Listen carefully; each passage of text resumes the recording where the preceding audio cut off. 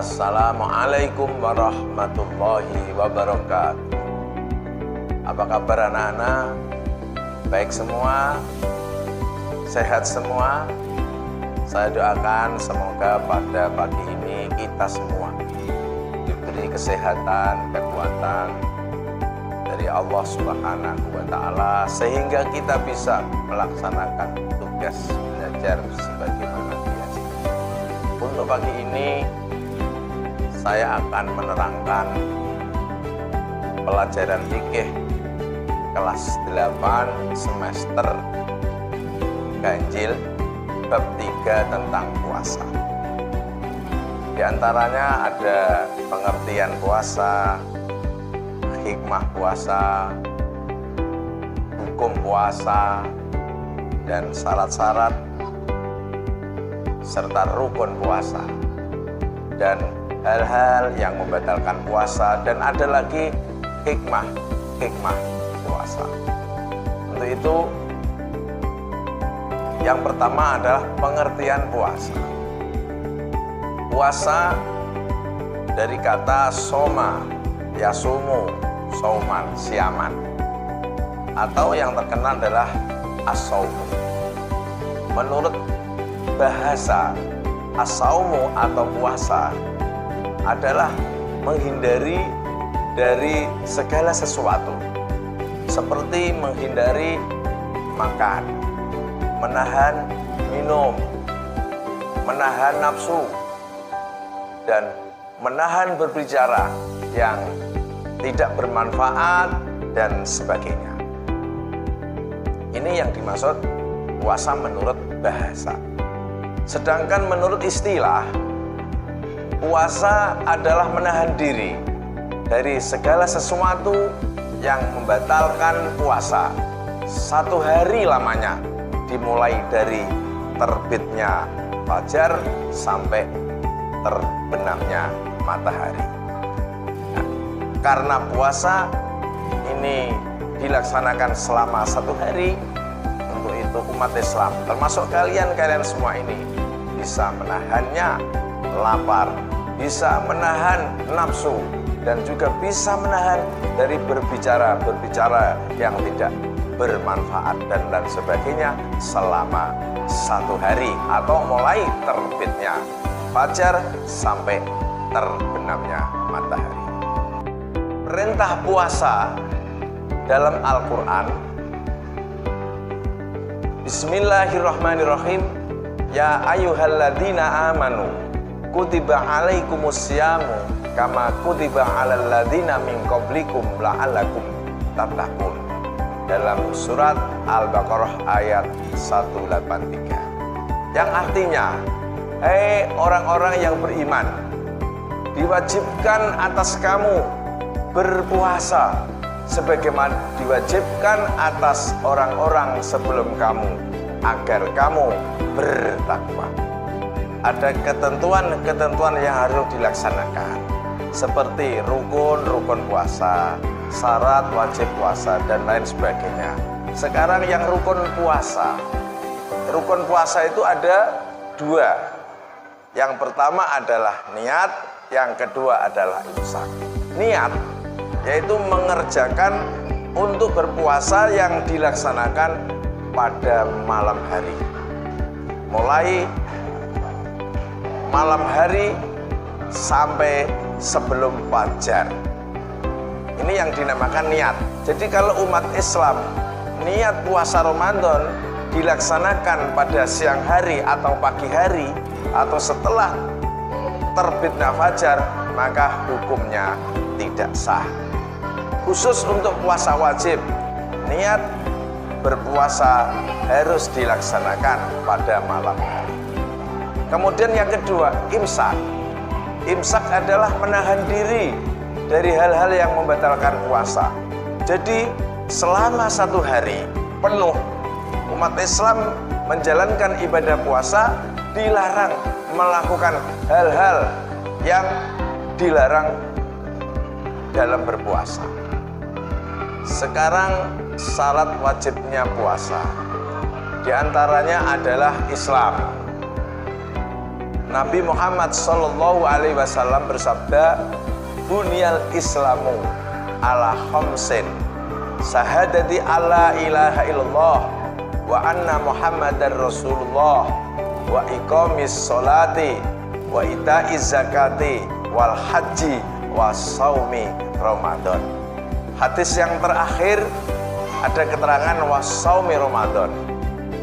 Berarti puasa Ramadan ada diwajibkan oleh umat Islam. Syarat wajibnya puasa yang pertama tadi adalah Islam. Kemudian yang nomor 2 adalah berakal sehat. Nomor 3 balik. Nomor 4 suci dari haid dan nifas. Dan nomor 5 adalah bermukim. Serta nomor 6 adalah orang yang mampu berpuasa. Nomor 1 adalah Islam. Jadi yang sudah tertera dalam hadis Rasulullah di atas tadi, bahwa umat Islam harus melakukan berpuasa. Kemudian yang nomor 2 adalah berakal sehat. Sedangkan yang nomor 3 adalah baligh. Bagi anak-anak kecil yang belum berumur atau yang dinamakan belum baligh, ini tidak diwajibkan untuk berpuasa. Bagi anak-anak yang sudah baligh dan ke atas, wajib baginya untuk melaksanakan puasa. Sedangkan yang kelima, suci dari haid atau suci dari nifas. Bagi ibu-ibu atau anak-anak perempuan yang sudah mengalami haid atau sudah mengalami nifas, ini beliau-beliau ini tidak diwajibkan untuk melaksanakan puasa. Tapi untuk bulan yang akan datang, setelah haidnya habis, setelah nifasnya selesai, mereka wajib mengqadhinya. Kemudian yang nomor 5 adalah bermukim. Maksudnya orang-orang yang di rumah. Bagi orang-orang yang musafir, bagi orang yang bepergian sesuai dengan jaraknya, ini tidak diwajibkan untuk berpuasa, karena orang-orang yang berpergian mendapatkan rukhsah atau keringanan tidak boleh atau tidak melaksanakan berpuasa. Sedangkan yang keenam adalah mampu berpuasa. Mereka tidak sakit, mereka tidak ada penyakit, karena dia mampu dan dia wajib melaksanakan puasa. Untuk berikutnya adalah perbuatan-perbuatan yang disunahkan ketika berpuasa. Walaupun ini sunnah, anak-anak, kita akan mendapatkan nilai tersendiri. Bahkan kalau sunnah-sunnah ini tidak dilakukan, maka kita hanya mendapatkan hasilnya berpuasa saja. Jadi pahala yang lain, pahala-pahala kegiatan yang lain di bulan puasa, kita tidak akan mendapatkannya. Untuk itu, sunnah-sunnah yang dilakukan ketika puasa, seperti halnya menyegerakan berbuka puasa. Nomor 2 adalah makan sahur dan mengakhirkannya. Nomor 3, menggosok gigi pada waktu pagi. Nomor 4, membaca dan menghatamkan Al-Quran. Nomor 5, sholat lail. Nomor 6, memperbanyak doa. Nomor 7, memberi buka puasa. Nomor 8, memperbanyak sedekah. Dan yang nomor 9 adalah itikaf. Nomor 10, umrah.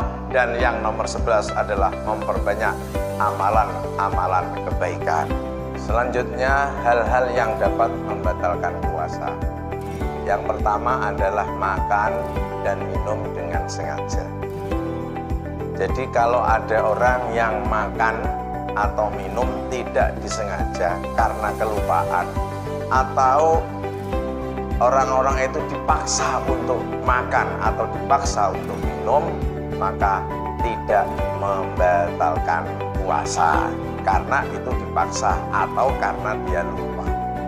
Yang kedua adalah muntah dengan sengaja. Rasulullah Shallallahu Alaihi Wasallam bersabda, "Man dara'ahu qai'un wa huwa shaimun falaisa alaihi qadha'un wa in istaqa'u falyaqdi."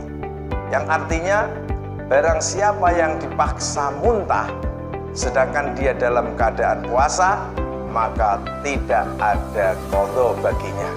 Namun apabila dia muntah dengan sengaja, maka wajib baginya membayar qadha. Maksudnya qadha di sini adalah dia harus mengqadha puasanya ketika dia bersengaja bermuntah-muntah. Kemudian yang ketiga adalah seorang perempuan yang mengalami haid atau nifas. Jadi ketika dalam pelaksanaan paginya tidak haid, tapi ketika siangnya si perempuan itu kedatangan haid atau kedatangan nifas, maka puasanya batal. Dan di bulan yang berikutnya si perempuan itu juga wajib mengqadha. Kemudian yang keempat adalah keluarnya air sperma karena memeluk atau mencium istri atau bermasturbasi. Yang kelima adalah bersenggama. Maksudnya berhubungan suami istri pada siang hari. Jadi kalau ada orang suami istri pada siang hari melakukan ibadah puasa, sedangkan dia melakukan perbuatan bersenggama atau berhubungan suami istri, maka puasanya batal. Bahkan tidak hanya mengqadhoninya saja, tapi mereka akan membayar kifarat atau membayar denda karena pada siang hari pada pelaksanaan puasa dia melakukan hubungan suami istri. Kemudian yang nomor 6 adalah hilangnya akal. Pada siang harinya berpuasa, tiba-tiba dia pingsan, tiba-tiba dia kehilangan akal, gila atau ayan dan lain sebagainya, maka puasanya batal. Selanjutnya hikmah puasa. Hikmah sama dengan manfaat berpuasa. Yang pertama adalah agar menjadi orang yang bertakwa. Setelah orang itu menjalankan puasa dengan perut yang kosong, berarti mereka selalu ingat kepada Allah Subhanahu wa Ta'ala, ingat kepada fakir miskin yang selama ini dia tidak sering makan, kekurangan makan. Dan pada saat kita berpuasa di bulan Ramadan, kita merasakan seperti mereka-mereka. Dengan kita merasakan seperti mereka-mereka fakir miskin yang tidak sering makan minum seperti kita-kita ini, maka tumbuh rasa belas kasihan, tumbuh di dalam hati kita menjadi takwa semakin tambah. Takwa menjadi lebih kental di dalam hati kita, dan rasa takut kepada Allah Subhanahu wa Ta'ala semakin mendalam. Yang kedua adalah mendidik jiwa agar dapat menguasai diri. Ketika kita berpuasa, apabila ada hal-hal yang mengganjal di dalam hati kita, misalnya ada nafsu yang kurang baik, nafsu yang kurang begitu baik di hati kita, maka kita ingat bahwa hari ini ana shoimun, saya sedang berpuasa, saya hari ini berpuasa. Karena kita berpuasa, maka hal-hal yang jelek dapat kita hindari dan dapat kita kuasai. Yang ketiga adalah mendidik nafsu agar tidak senantiasa dimanjakan dan dituruti. Kita berpuasa, pada siang hari kita melihat teman-teman kita yang sedang mampir ke warung. Kita melihat mereka enak-enak makan, mereka enak-enak minum, dan bahkan mereka enak-enak untuk merokok dengan teman-temannya. Tapi karena kita berpuasa, jadi kita bisa menahan nafsu kita. Kita tidak mau mengikuti jejak mereka. Inilah Salah satu di antaranya bisa mendidik nafsu kita agar tidak terturuti, agar kita tidak mengikuti jejak nafsu syaitan. Kemudian yang keempat adalah mendidik jiwa agar memegang amanat dengan sebaik-baiknya. Walaupun kita berpuasa tidak di rumah, misalnya kita bekerja di kantor, misalnya kita bekerja di gudang dan lain sebagainya, tapi karena kita ini berpuasa, walaupun tidak diketahui oleh istri, walaupun tidak diketahui oleh anak-anak yang ada di rumah, tetap kita akan memegang amanat bahwa puasa ini dimanapun kita tetap berpuasa. Yang kelima adalah mendidik kesabaran dan kesehatan tubuh. Rasulullah Shallallahu Alaihi Wasallam bersabda, "Sumu tasihu." Berpuasalah maka kalian akan sehat. Kita semua yakin bahwa orang yang berpuasa akan diberi kesehatan oleh Allah Subhanahu wa Ta'ala. Coba buktikan, orang yang dapat penyakit diabetes malah disuruh untuk berpuasa. Orang yang kena penyakit darah tinggi disuruh berpuasa. Dengan adanya berpuasa itu banyak menetralisir tubuh kita menjadi bersih dan suci, sehingga kesehatan kita akan pulih kembali menjadi sehat yang segar. Rasulullah Shallallahu Alaihi Wasallam bersabda, wa idza kana yaumu shaumi ahadikum fala yarfus wala yashab fa in sabbahu ahadun au qatalahu falyakul inni mru'un shaimun. Jika salah seorang dari kalian sedang berpuasa, maka janganlah berkata-kata kotor dan jangan pula bertindak bodoh. Jika ada seorang yang mencelanya atau mengganggumu, hendaklah mengucapkan, sesungguhnya aku sedang berpuasa. Rawahu Bukhari wa Muslim. Cukup sekian paparan kami, semoga bermanfaat untuk kita semua. Amin, Allahumma amin. Terima kasih. Sampai jumpa. Wassalamualaikum warahmatullahi wabarakatuh.